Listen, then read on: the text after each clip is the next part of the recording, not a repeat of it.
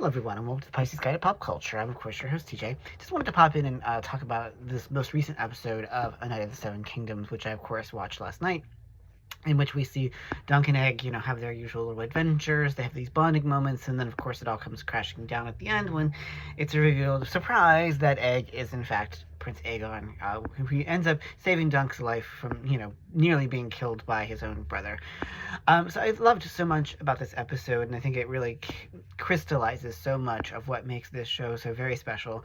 It's a series, it's an episode filled with tender moments, with sort of contemplative moments, and I think that that's really what the Game of Thrones universe has needed. I think that, one of the things that allows us to really immerse ourselves and become emotionally invested in these two characters is, first of all, the chemistry between the actors, but it's also the ways in which, like, this show, is really skillfully paced, and we have these moments where, for example, Dunk and Egg are sort of looking down at the tourney grounds, and Egg sort of reflects and expresses the desire to stay with Dunk even after the tourney is over.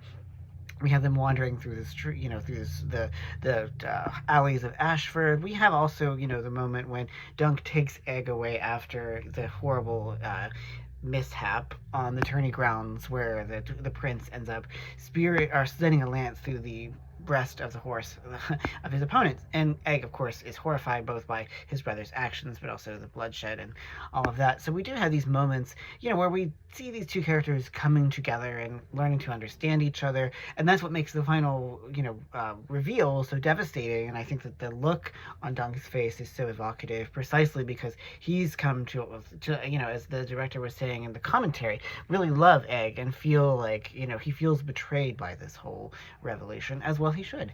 And I think that, that's one of the sort of human ingredients that so much of, I think, House of the Dragon has been missing, is that in its focus on these larger political questions, it tends to lose sight of the fact that it's really the human characters that we come to this universe to spend time with.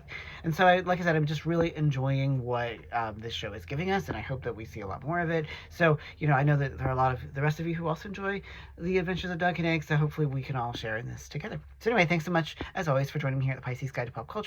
I'm your host, TJ. Take care, y'all.